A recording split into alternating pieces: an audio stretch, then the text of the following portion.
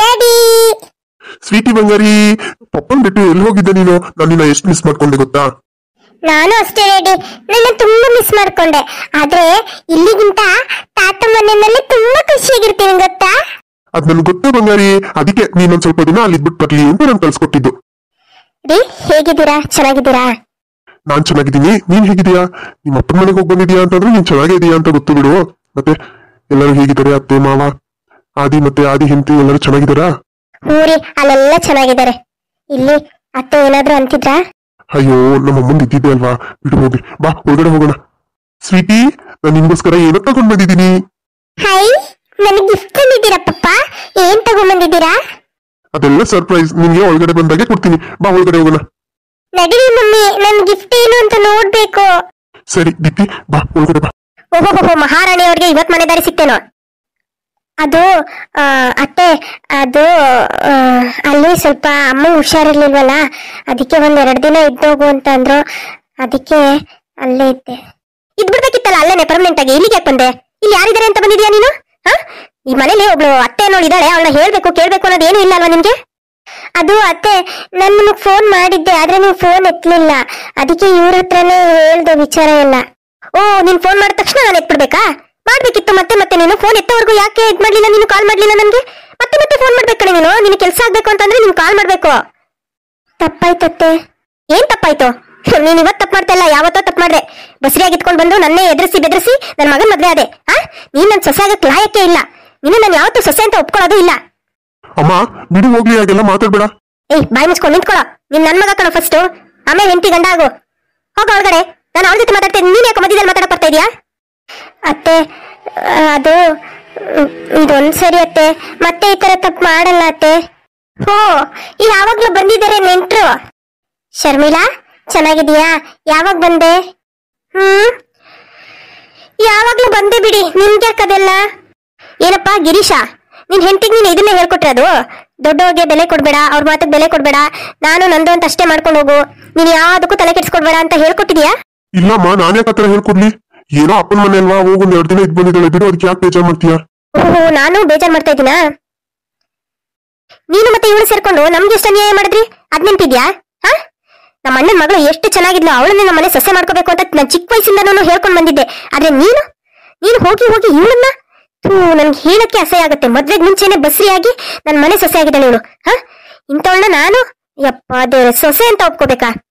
ನೋಡು, ಈಗ ಅವಳು ಮಾಡೋ ತಪ್ಪಿಗೆ ಅವಳಿಗೆ ಪನಿಷ್ಮೆಂಟ್ ಸಿಕ್ಕೇ ಸಿಗುತ್ತೆ. ಅರ್ಥ ಆಯ್ತಾ?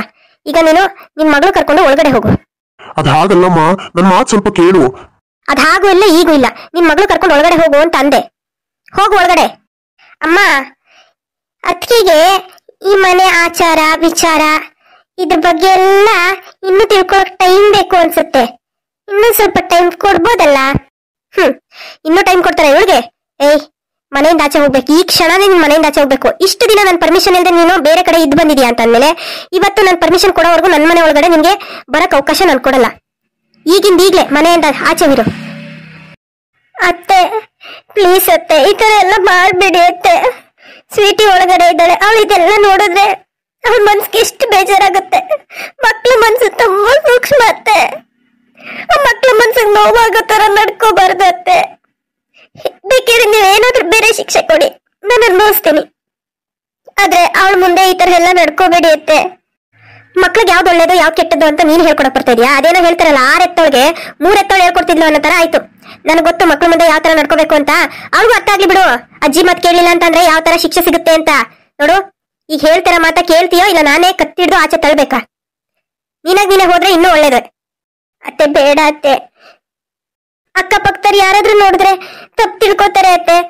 ನನ್ಗೆ ಎಲ್ಲಿ ಮರ್ಯಾದೆ ಕೊಡ್ತಾರೆ ಹೇಳಿ? ಅದೆಲ್ಲಾನು ನೋಡಿದ್ರೆ ನನಗ್ ಮರ್ಯಾದೆ ಇರಲ್ಲ ಅತ್ತೆ. ನೀನ್ ಮರ್ಯಾದೆ ಬಗ್ಗೆ ಮಾತಾಡ್ತಾ ಇದೀಯಾ? ನೀನ್ ಬದುಕ್ತಿರೋದು ಒಂದ್ ಬದುಕೇನೆ. ಇಂಥ ಬದುಕು ಯಾರು ಬದುಕ್ಬಾರ್ದು.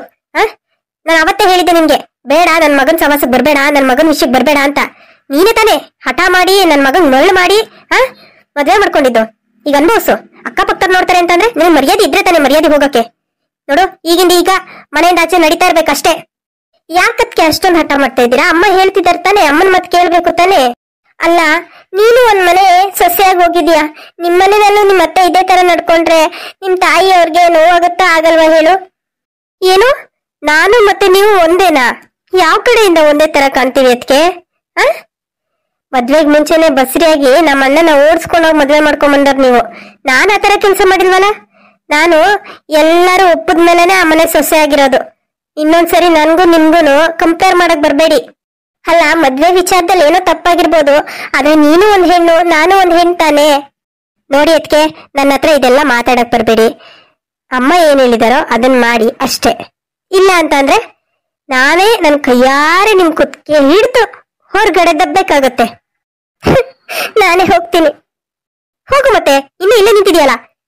ನೋಡ್ದಿಯಮ್ಮ ಎಷ್ಟು ಸೊಕ್ಕಿದೆ ಅವ್ರಿಗೆ ಅಂತ. ಇರ್ಲಿ ಬಾ, ಅವ್ಳು ಸೊಕ್ಕಡಕ್ಸೋದ್ ನನಗ್ ಗೊತ್ತು. ಬಿದ್ದಿರ್ಲಿ ಇವತ್ತೆಲ್ಲ ಅಲ್ಲೇ ಬಿದ್ದಿರ್ಲಿ. ಅಮ್ಮ, ಅಣ್ಣ ಏನು ಅನ್ನಲ್ವಾ? ಅವನು ನನ್ನ ಎದುರುಗಡೆ ಮಾತಾಡೋ ಧೈರ್ಯ ಇದೆಯಾ? ಅವನೊಬ್ಬ ಎದುರು ಪುಕ್ಲ, ಏನೋ ಮದ್ವೆ ಏನೋ ಅಚಾನಕ್ಕಾಗಿ ಮಾಡ್ಕೊಂಡ್ಬಿಟ್ಟ, ಅಷ್ಟು ಬಿಟ್ರೆ ನನ್ನ ವಿರುದ್ಧವಾಗಿ ಮಾತಾಡೋಷ್ಟು ಧೈರ್ಯ ಅವನಿಗಿಲ್ಲ ಬಿಡು. ಸರಿ ಅಮ್ಮ, ನನಗ್ ತುಂಬಾ ಹೊಟ್ಟೆ ಹಸಿತಾ ಇದೆ. ಏನಾದ್ರೂ ಹೊರಗಡೆ ಹೋಗಿ ತಿನ್ಕೊಂಬರ್ಲಾ? ಹೊರಗಡೆ ಎಲ್ಲ ಯಾಕೆ ಹೋಗಿ ತಿಂತೀಯಾ? ನೋಡು, ಹೊರಗಡೆ ಮಳೆ ಬರೋ ತರ ಬೇರೆ ಇದೆ. ಮನೆಯಲ್ಲಿ ಏನಾದ್ರೂ ನಿನ್ಗೆ ಬೇಕಾಗಿರೋದು ಮಾಡಿಸ್ಕೊಂಡು ತಿನ್ನು. ಹೊರಗಡೆ ಆಹಾರ ಎಲ್ಲ ಒಳ್ಳೇದಲ್ಲ ಹೆಲ್ತ್ಗೆ. ಆದ್ರೆ ಹೊರಗಡೆ ಚಾಟ್ಸ್ ತಿನ್ನಂಗ್ ಮನೆಯಲ್ಲಿ ಆಗಲ್ಲಮ್ಮ. ಮನೆಯಲ್ಲಿ ಏನೇ ಹಾಕಿ ಮಾಡಿದ್ರು ಅಷ್ಟು ಟೇಸ್ಟ್ ಬರಲ್ಲ. ನೋಡು, ಟೇಸ್ಟ್ಗೋಸ್ಕರ ತಿಂದು ಆರೋಗ್ಯ ಹಾಳು ಮಾಡ್ಕೊಳ್ಳೋದಕ್ಕಿಂತ ಆರೋಗ್ಯಕರ ಪೌಷ್ಟಿಕಾಂಶ ಇರುವಂತ ಫುಡ್ಗಳನ್ನ ತಿಂದು ಹೆಲ್ತ್ ನ ಚೆನ್ನಾಗಿ ಇಟ್ಕೋಬೇಕು. ನಿಂಗೆ ಅದೆಲ್ಲ ಅರ್ಥ ಆಗಲ್ವಾ? ಹೋಗು, ಫಸ್ಟ್ ಹೋಗಿ ಏನಾದ್ರೂ ಬೇಕಾಗಿರೋದನ್ನ ಮಾಡಿಸ್ಕೊಂಡು ತಿನ್ನು ಇಲ್ಲೇನೆ. ಸರಿ ಮಮ್ಮಿ, ಆಯ್ತು. ಅಯ್ಯೋ ದೇವ್ರೆ, ಏನಪ್ಪ ಮಾಡ್ಲಿ?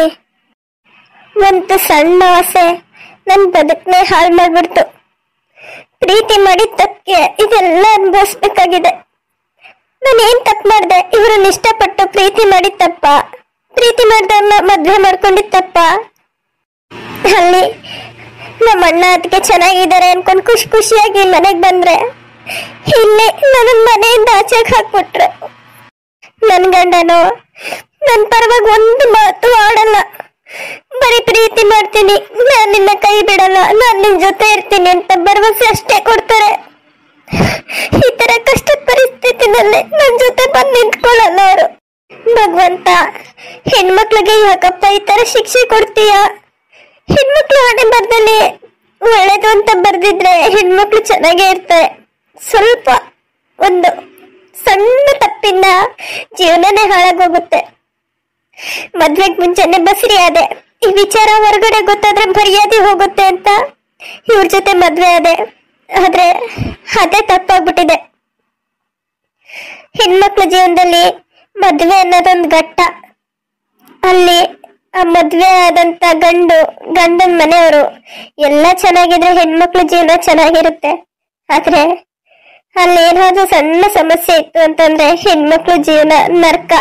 ಇನ್ ಸಾಯವರ್ಗುನು ಆ ನರಕದಲ್ಲೇ ಕೊಳಿತಾ ಬದುಕ್ಬೇಕು, ಬೇರೆ ದಾರಿನೇ ಇಲ್ಲ. ನಾನು ಯಾರಿಗೂ ಏನು ಅನ್ಯಾಯ ಮಾಡಿಲ್ಲ. ಆದ್ರೆ ಭಗವಂತಂಗೆ ಯಾಕೆ ನನ್ನ ಮೇಲೆ ಇಷ್ಟೊಂದು ದ್ವೇಷ ಅಂತ ಗೊತ್ತಿಲ್ಲ. ಏನು ಮಾಡಕ್ಕಾಗಲ್ಲ. ನಾವು ಪಡ್ಕೊಂಡ್ ಬಂದಿದ್ದು ನಾವು ಅನುಭವಿಸ್ಲೇಬೇಕು.